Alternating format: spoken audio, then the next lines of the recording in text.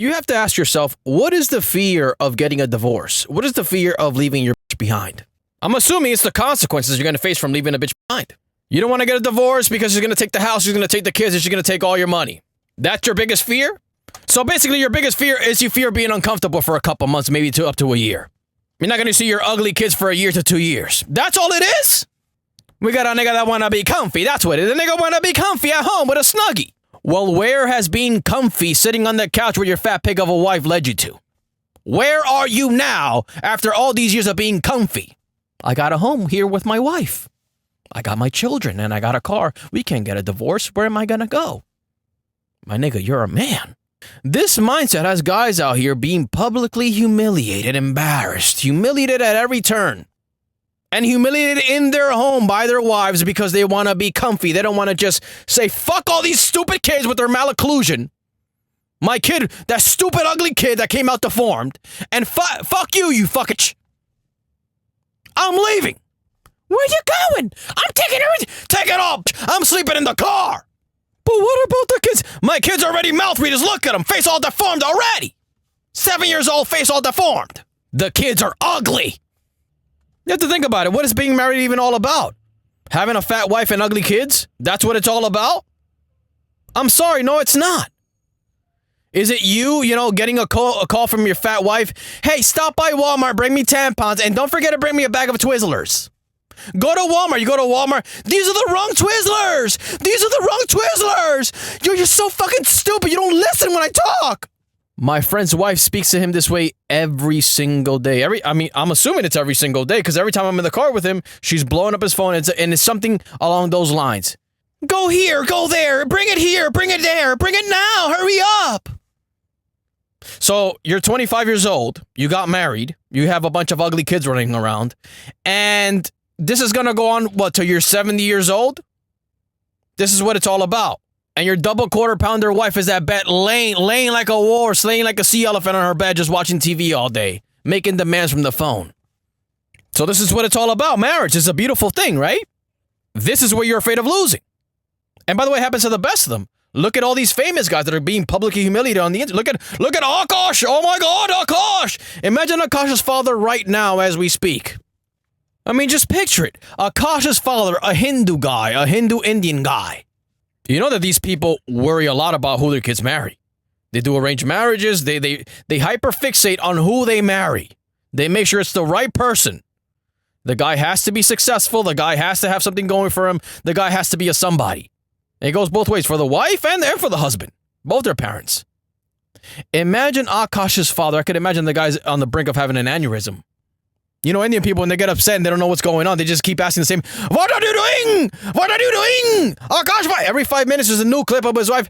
Akash's boss think like shit. And I told him, Akash, yo, wash your fucking balls. Like, I know we're Hindu and all, but like, damn, Akash, wash your fucking balls.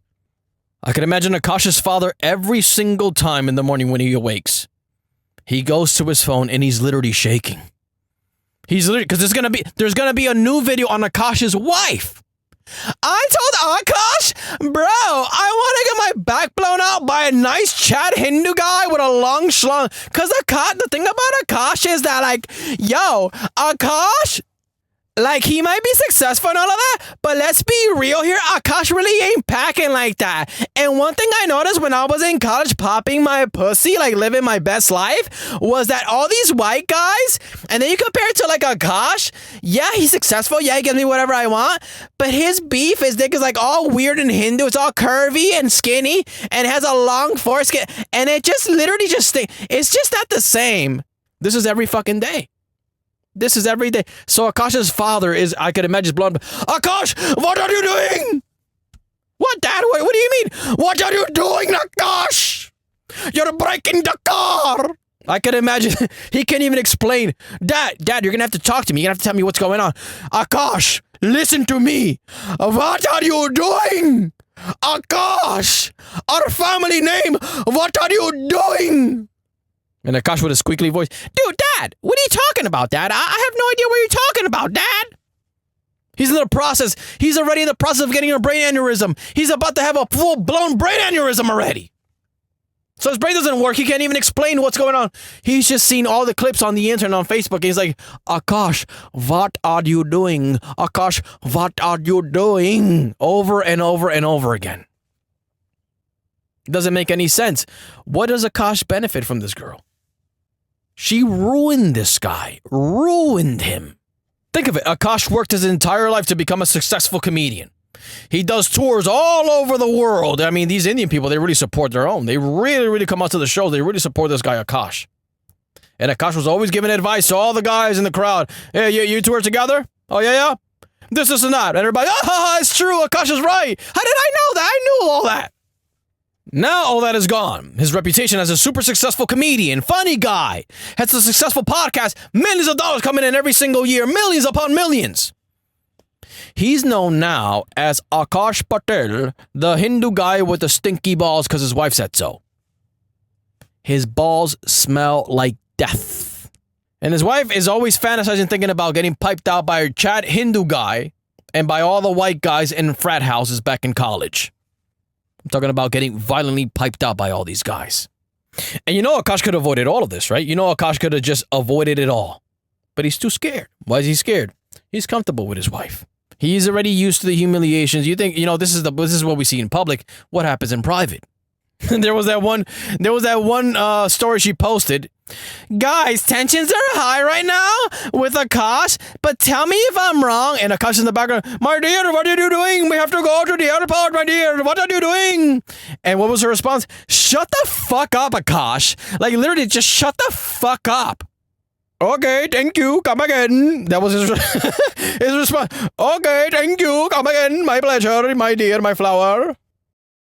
So, Akash would rather go through all of this as opposed to taking the more difficult route of just getting a divorce, getting half of his money took, and the other half getting took by the lawyers, having to sleep in a flagrant podcast studio because nowhere to live, he has no more money. No. He would rather stay with his wife, deal with the public humiliations. Because why? Because it's just comfy. It's comfier for him. He comes home from tour and his wife is just waiting for him. She just finished posting an Akash humiliation ritual video on TikTok. And he comes into the door. She doesn't even go to home. She just, what's good, Akash, my nigga? How you been, bro? How was tour? Yeah. Then she goes back on her phone and goes back to bed. She don't give a fuck about Akash. Babe, I was on tour. What happened? I get no hug, no kiss. I just got you a big ring. What do you mean, Akash? I just literally just dapped you up. Like, what else do you want? Oh my God, you're such a fucking girl sometimes, Akash. And you know what it is? It has to be low testosterone. What else could it be? Inject Akash with almost lethal levels of testosterone. I mean, levels of testosterone that he gets chest and back acne. He has back knee and chacne. Chacne is chest acne.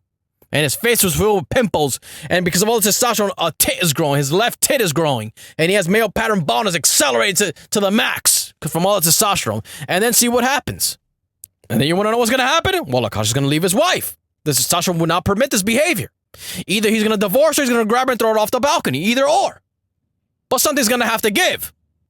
But this is what happens when a guy has some testosterone. Same goes for the normal fat guy with his wife. You see him just driving around, going to Walmart and running errands for his fat wife. That same guy, low testosterone, fat guy, neck roll, black. The back part of his neck is black. Hunchback, no chin, no jaw, double chin. These are all signs of low testosterone, high estrogen. Sleep apnea, can't sleep right, doesn't wake up with a boner. Low testosterone. What's happening here? And all of these things have consequences.